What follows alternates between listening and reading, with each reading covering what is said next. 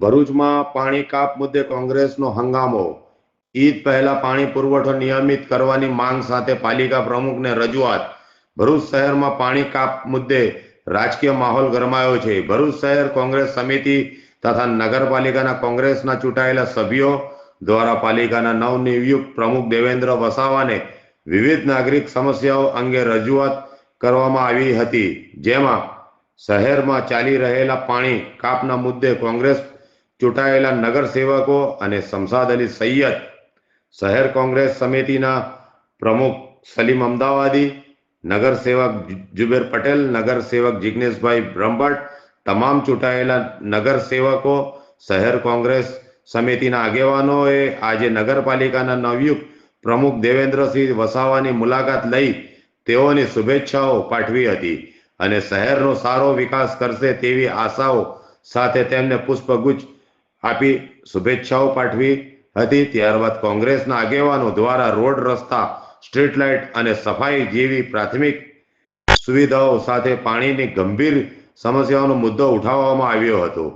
કોંગ્રેસ આક્ષેપ કર્યો હતો કે ભર ઉનાળામાં અને તહેવારોના સમયે પાણી કાપનો નિર્ણય શહેરીજનો માટે મુશ્કેલી ઊભી કરી રહ્યો છે। આગામી દિવસોમાં ઈદનો તહેવારની આવી રહ્યો હોવાથી લોકોને પાણી માટે હાલાકી ન પડે તે માટે તાત્કાલિક પાણી પુરવઠો નિયમિત કરવાની માંગ કરવામાં આવી હતી।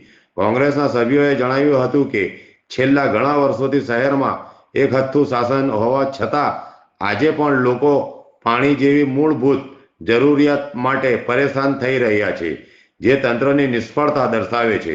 કોંગ્રેસના આગેવાનોએ જણાવ્યા અનુસાર તહેવારો દરમિયાન પાણી કાપથી ગરીબ અને મધ્યમ વર્ગીય પરિવારોને સૌથી વધુ મુશ્કેલીનો સામનો કરવો પડે છે, જેથી પાલિકા તંત્રએ સંવેદનશીલ દાખવી યોગ્ય આયોજન કરવું જોઈએ।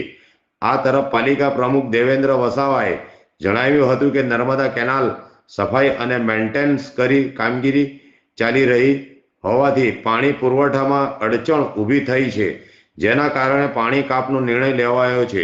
જો કે શહેરના નાગરિકોને ઓછામાં ઓછી મુશ્કેલી પડે તે માટે પાલિકા દ્વારા વૈકલ્પિક આયોજન અને નિયમિત મોનિટરિંગ કરવામાં આવી રહ્યું હોવાનું તેમણે જણાવ્યું હતું। कॉल करें अभी 8730533664 पर या 9426889560 पर।